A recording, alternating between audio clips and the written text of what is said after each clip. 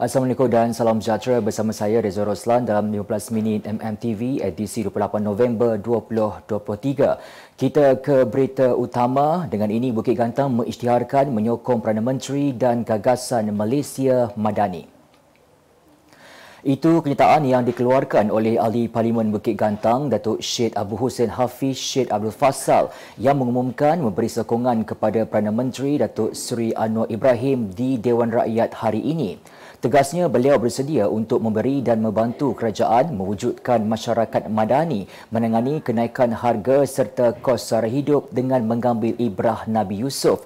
Wakil Rakyat Parti Pribumi Bersatu Malaysia Bersatu itu berkata demikian ketika mengajukan soalan tambahan pada sesi waktu pertanyaan Perdana Menteri. Sementara itu, Perdana Menteri Datuk Seri Anwar Ibrahim tetap terbuka untuk menerima kerjasama daripada pihak pembangkang walaupun sering menjadi bahan kritikan mereka sejak memegang jawatan tertinggi negara setahun lalu. Anwar berkata keterbukaan itu adalah berdasarkan pendiriannya yang sudi mendengar segala pandangan dari mana-mana pihak.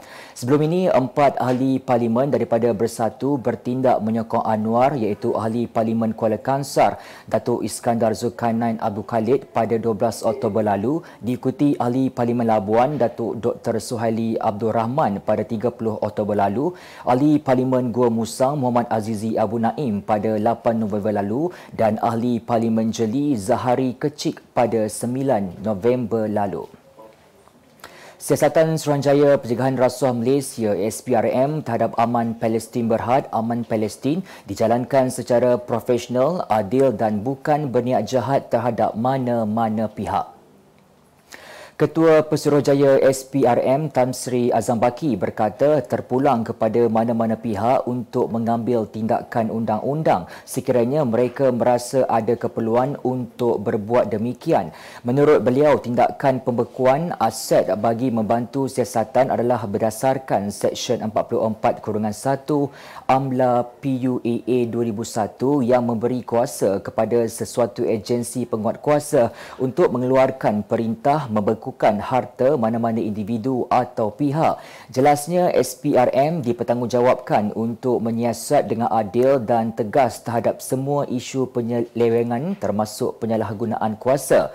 Semalam, Aman Palestin memberi tempoh 3 hari kepada SPRM untuk menyahbekukan akaunnya atau berdepan tindakan undang-undang.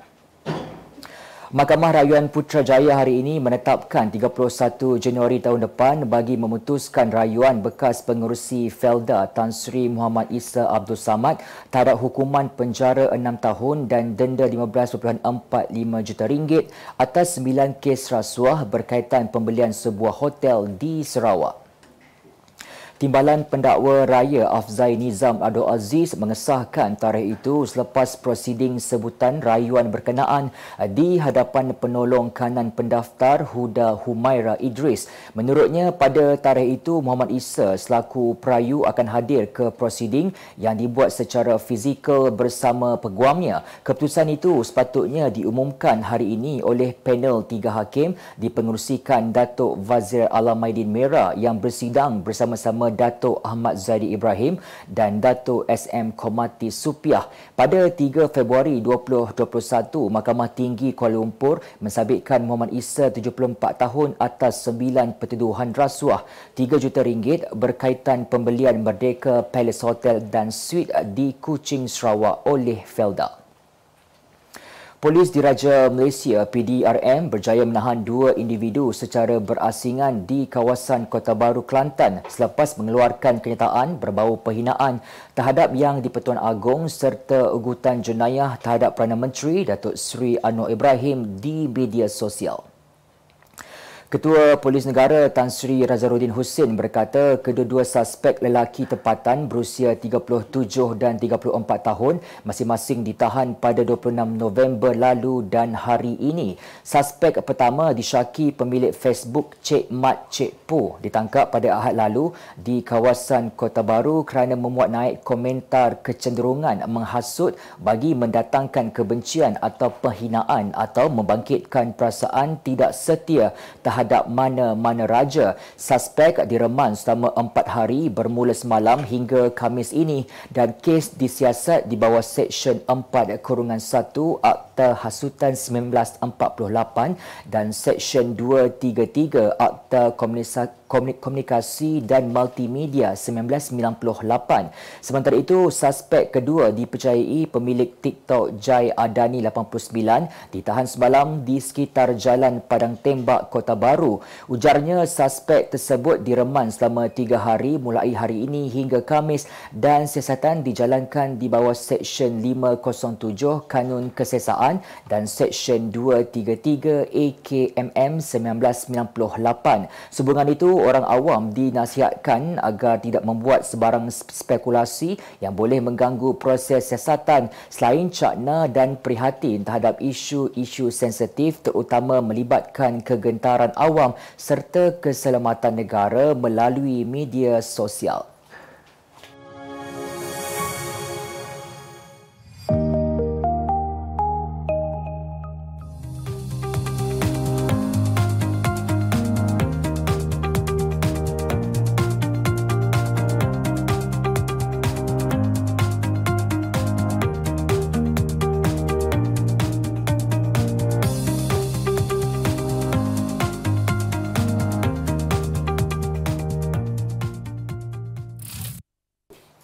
Seorang remaja lelaki berusia 13 tahun ditahan polis lepas dipercayai terlibat dalam kes cubaan samun pemandu e-hailing di tepi jalan di Taman Keladi pada pukul 6.20 petang semalam.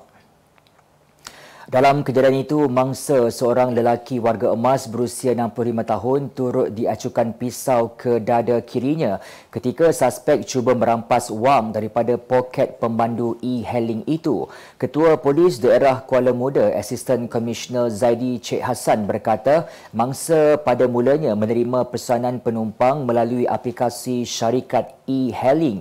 Katanya semasa dalam perjalanan ke Bandar Sri Astana, suspek meminta untuk meminjam wang sebanyak RM50 daripada mangsa bagi membayar sewa rumah. Terdahulu, rakaman kejadian terbabit daripada perakam video kereta mangsa yang berdurasi 1 minit 32 saat tular di media sosial. Menurut Zaidi, pemandu terbabit akhirnya terpaksa menurunkan penumpangnya dan meminta bayaran tambahan sebanyak RM9. Malah ketika mahu memulangkan baki wang tambang RM20 yang diberikan suspek, dia diacu sebilah pisau. Tambah beliau, polis berjaya menahan remaja terbabit kira-kira pukul 10 malam tadi selepas menerima laporan daripada mangsa dan kini direman selama 1 hari bagi membantu siasatan di bawah Seksyen 393 Kanun Kesesaan. Katanya sebilah pisau berhulu hitam sepanjang 25 cm turut dirampas setelah senjata itu ditinggalkan di dalam kereta mangsa.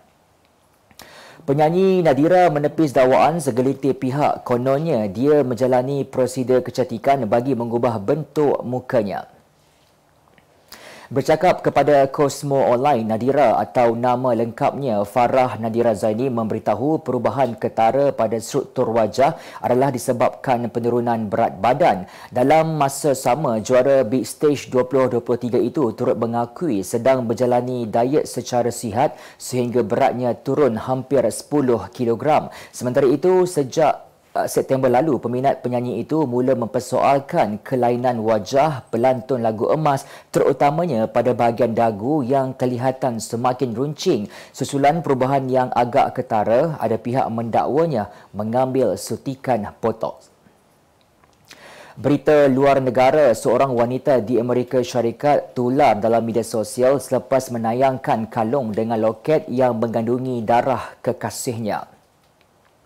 Menerusi video yang dikongsi di laman TikTok, Danny Apples mendedahkan kekasihnya pergi ke satu pameran barangan aneh yang membuat aksesori wanita. Apples kelihatan teruja apabila teman lelakinya menghadiahkan kalung dengan loket berbentuk hati sebelum menyarungkannya di leher. Video tersebut mendapat pelbagai reaksi daripada netizen yang rata-rata melihatnya sebagai sesuatu yang pelik. Malah ada yang menganggap kalung itu sebagai hadiah istimewa. Sementara antara yang lain mempersoalkan sama ada amalan sebegitu sah di Amerika Syarikat.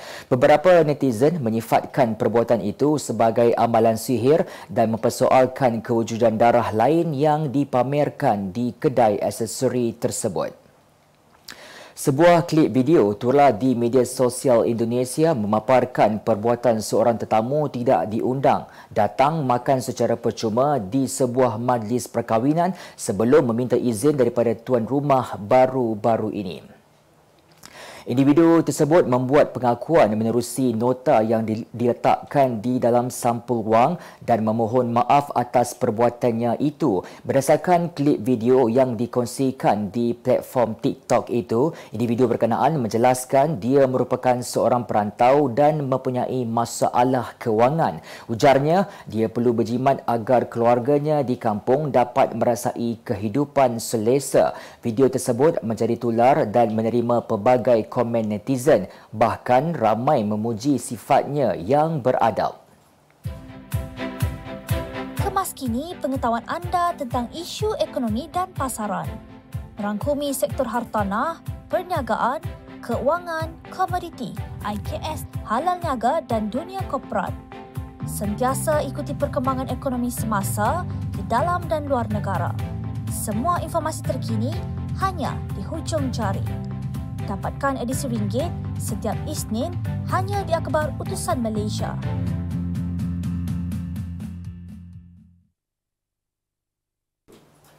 Kita beralih ke berita ekonomi. Minyak petrol RON 95 dijangka menjadi lebih mahal kepada sebahagian rakyat di negara ini selepas Julai tahun hadapan.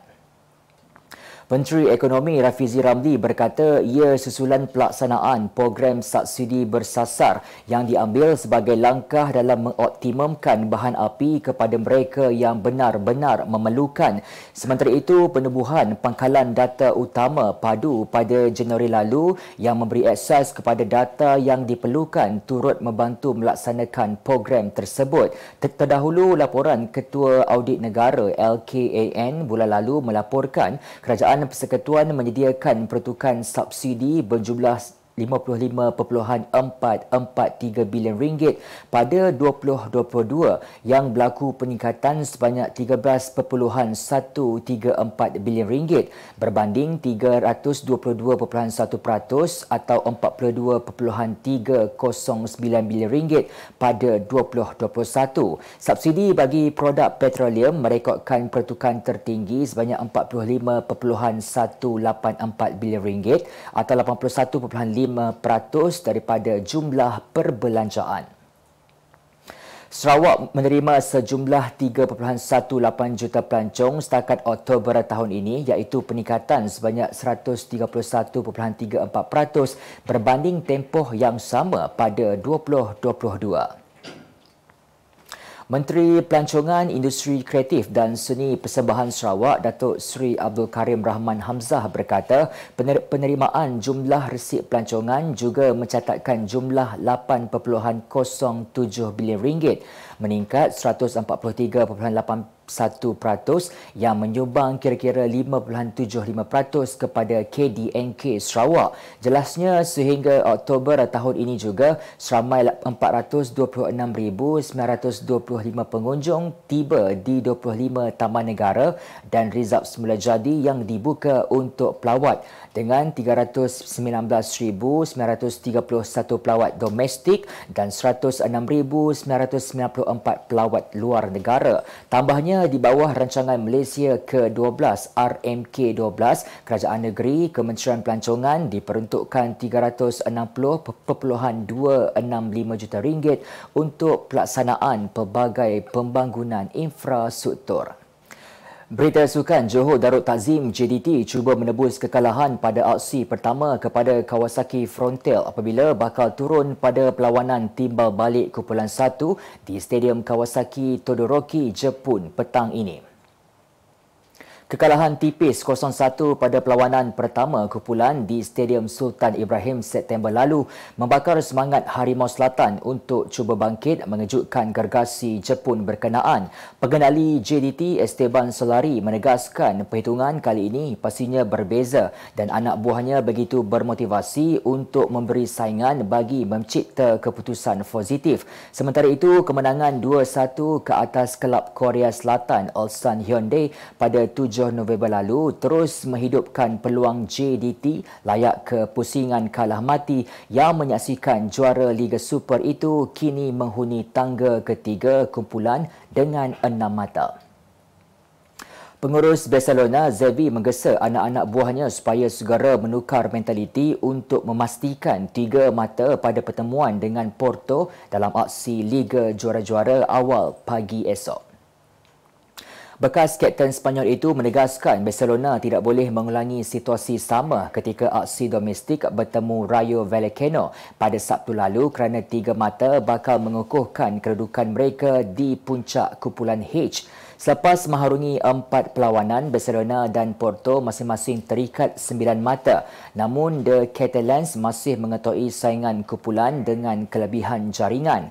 Aksi dengan Porto dianggap penentu kepada Barcelona sebelum melengkapkan aksi kumpulan bertemu pasukan tercorot Royal Antwerp pertengahan bulan depan. Xavi enggan terkesan dengan situasi itu kerana menganggap masih memiliki ruang buatnya melakukan penambahbaikan kepada pasukan sekaligus mampu memberikan keputusan lebih baik. Sebagai penutup 15 minit MMTV hari ini, saksikan laporan cuaca esok Rabu 29 November 2023. Jangan lupa dapatkan akhbar Utusan Malaysia dan Kosmo untuk berita-berita terkini dan menyeluruh. Sekian sahaja daripada saya, Reza Roslan. Assalamualaikum dan jumpa lagi.